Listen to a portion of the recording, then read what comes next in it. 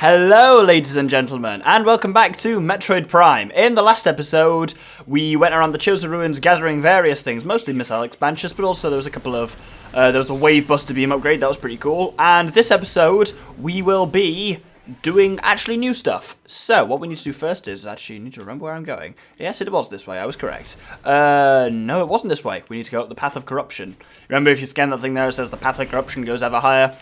Because, yeah, this time we'll be exploring some brand new areas of Chozo Ruins and getting some new stuff, but this is an infuriating episode for me, because basically, long story short, I'm an idiot, and basically, so I practiced these kind of ahead of time, and basically, I was practicing the stuff for this episode and the next episode, and I saved. And I shouldn't have done that, and I didn't have a backup file. I usually do again, but didn't. So I saved. So I've got one file, which is then about 40 minutes ahead of where I last recorded, and I was like, shit. So I knew I had to get around to it eventually, so I sat down and replayed. About 3 hours ago this was. I have spent basically 3 hours ago, I sat down and started from the Frigate, repeating everything as accurately as I could, and now I'm here. So that's kind of fun. Anyway, we're in a new area. This is the furnace. And we have technically been here before. We got an energy tank here, but this particular part of it that we're at now that's full of beetles, good opportunity to test out our new Wave Buster, isn't it?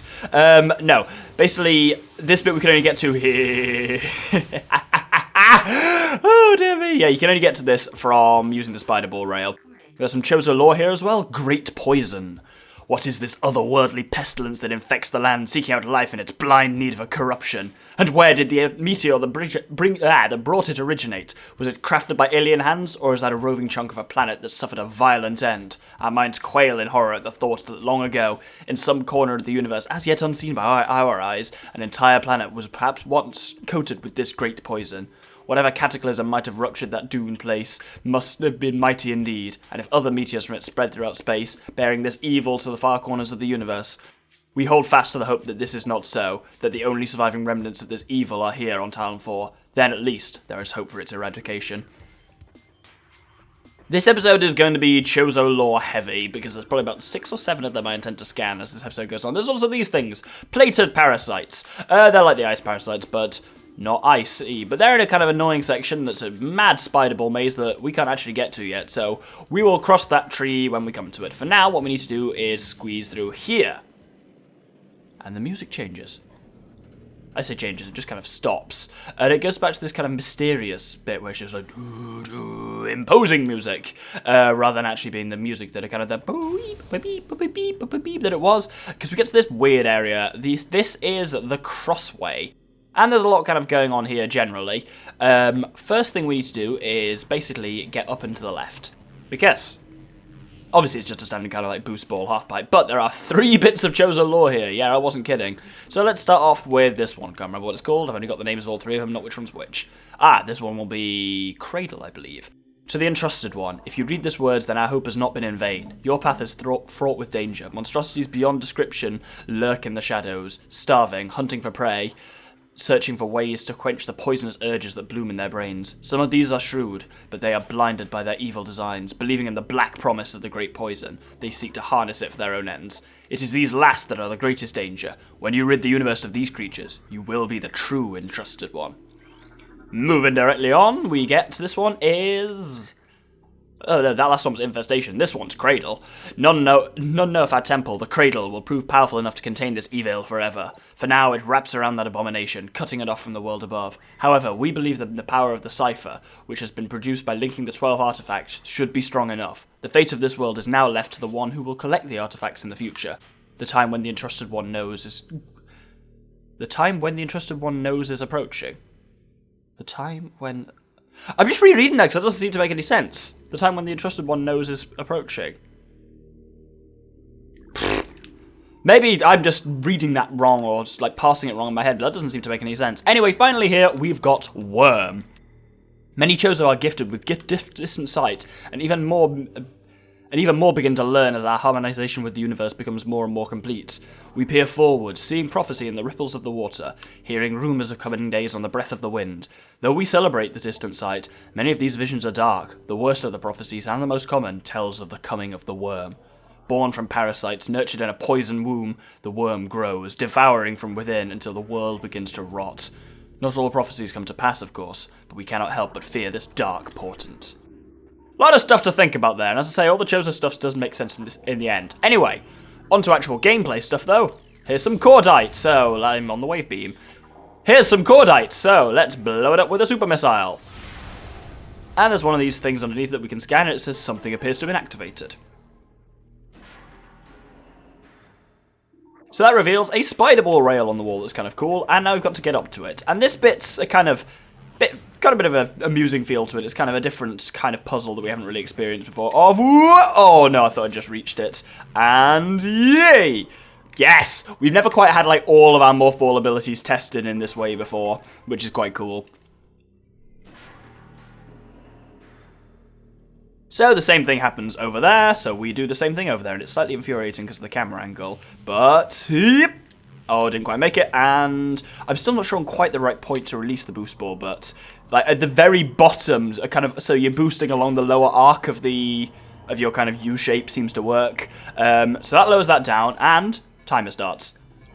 You've got a very long time to get in there, I think. Also, you'll notice since we've got the spider ball, green glow comes off the morph ball, which is mildly cool, I suppose. Missile expansion! Yay! What we actually need to do here is... Oh, why? That pointer's not working. I think my remote might be running low on batteries. So there's a door to the right there that we actually can't go through yet. I pressed the wrong trigger there to do the boost ball. But if we come up here... I love doing that. I love boost balling up and then hopping out of the ball in midair so you kind of like fly out and land on your feet. What? It's behind me. Need to smash through this door. And then we come through here to some of my... Well, actually, no. I was going to say some of my favourite music in the game, but it's not actually going to be quite yet due to an irritating thing. Basically, this room has some of my favourite music in the game, but there are Chozo ghosts here first. So we get like a tiny fraction of that music, and then we've got to fight a Chozo ghost. This is usually the first time you naturally come across a Chozo ghost, unless you like, because we went to the Sun Chamber and did the Artifact of Wild. Oh, blood! Dude, that was cool! The super missile bounced off and came back! Haha! Anyway.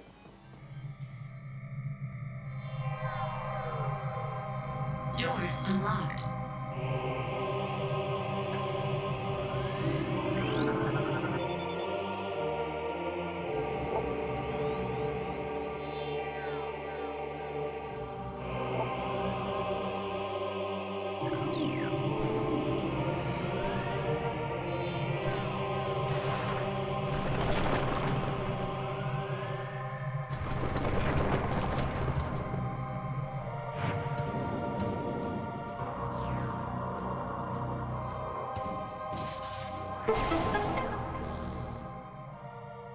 Just everything about this room I love. I love the name, the Hall of the Elders. I love the design and like the look of the Chozo statue. I love the puzzle in this room.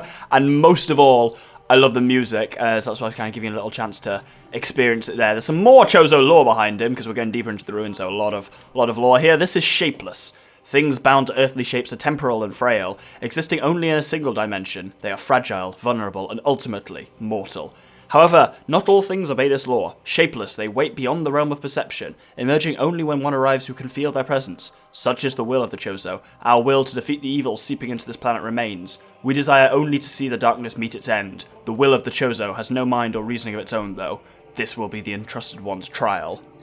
So that's interesting, because that gives you a bit of a kind of like background onto the kind of way that... There are a number of things that have hinted at kind of where the Chozo ghosts have come from, and that's kind of part of it there. Anyway, if we hop through here, we get a new scan and a new kind of cool thing as well. This is a missile station. Step into the stations to fully reload your missile launcher.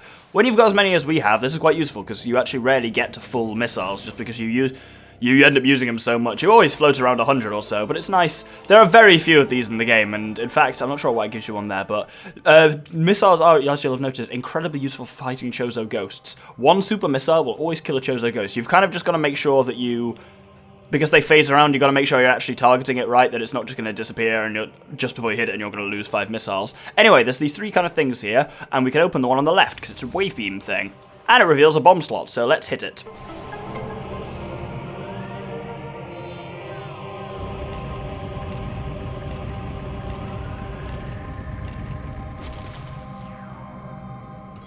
So, a new path has opened. It has to tell me that. Oh, let's see if I can make the cool jump. Hup! Oh, no. Basically, we need to go back into the Chozo Elder statue's hands again, because, as you can see, that kind of the route that we're going to get thrown has changed slightly now. And I'm just going to jump up there and then change. It's very difficult to get up there, actually, in morph ball mode. There we go. I love the way he kind of, like, leans in and his head goes forward. Chozo have such a cool look. It's a shame you never see any living ones in this, at least because all the Talon ones are extinct. Once you've come through this route, it kind of resets back to normal. And those three things open. So there are a number of routes we can potentially take back through this room later in the game.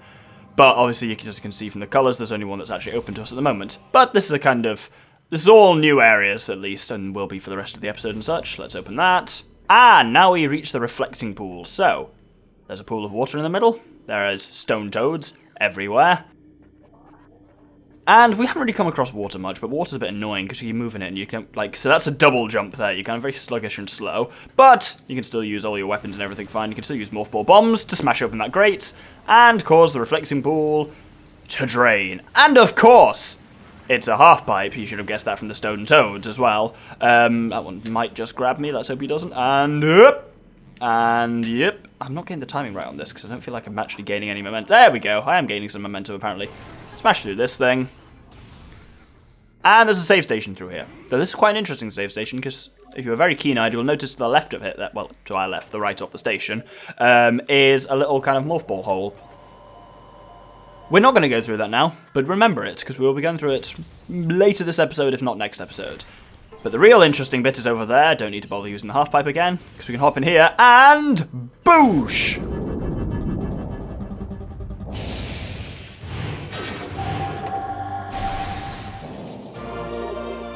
And we've acquired the Ice Beam, which is pretty cool.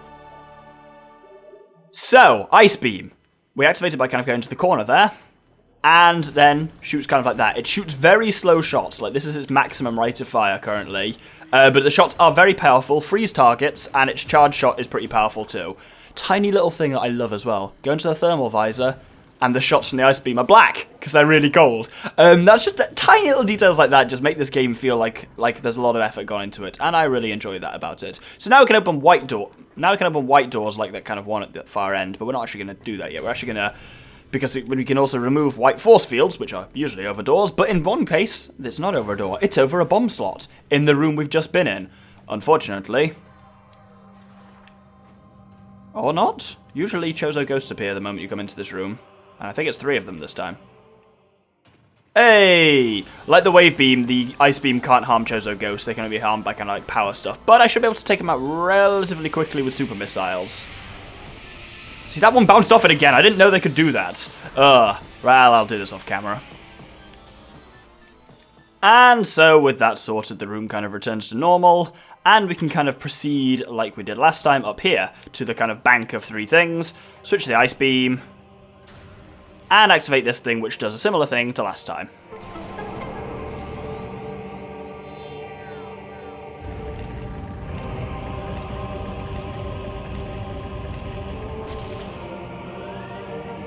And if we hop down into it... Oh! I thought I keep trying to do that. I keep trying to bowl myself perfectly into it from the things. But yeah, this kind of bowling shoot delivers you now to a slightly different location.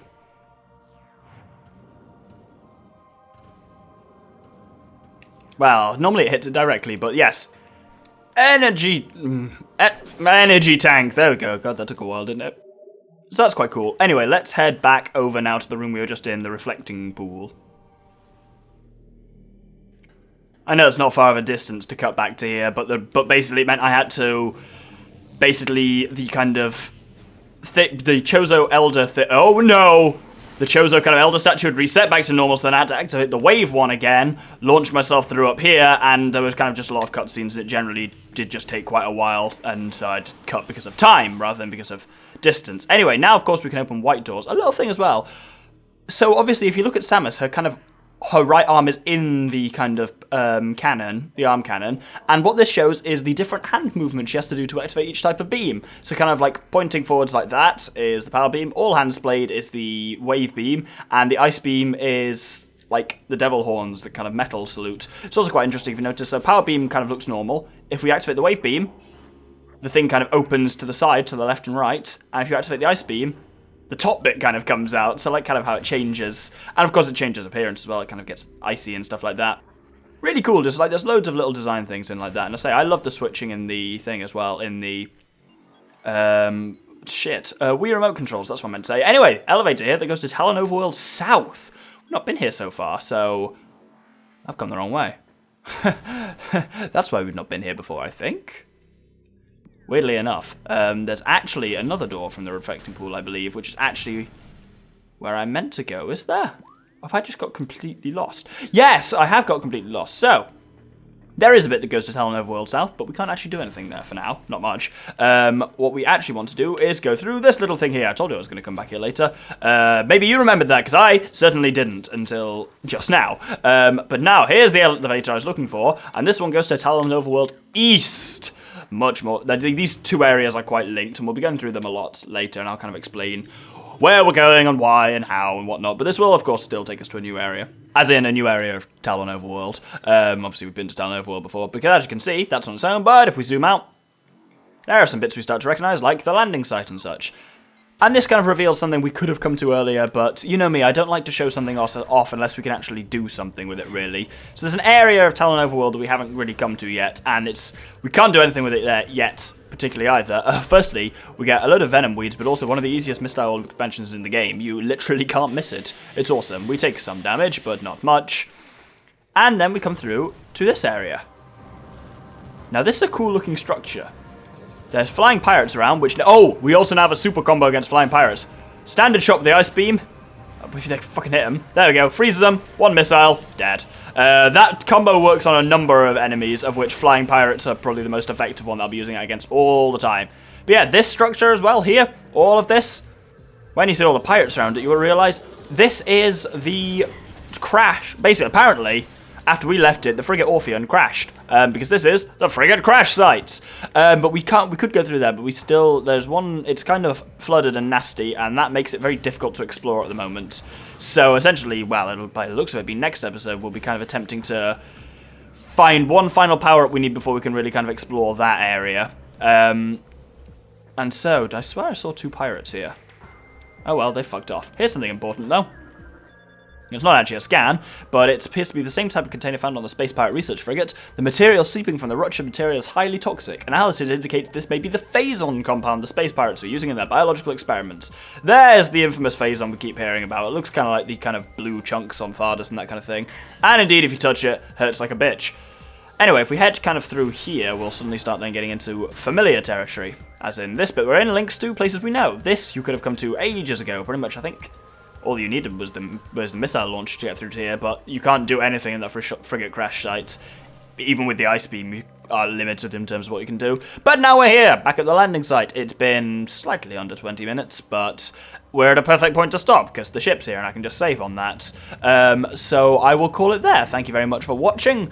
I've been the Doctor with the Infamous Gentleman, and this has been Metroid Prime. We've explored more areas of Chozo Ruins, got a lot of the background on the Chozo and their kind of lore, and we've got the ice beam. So thank you very much for watching, and good day.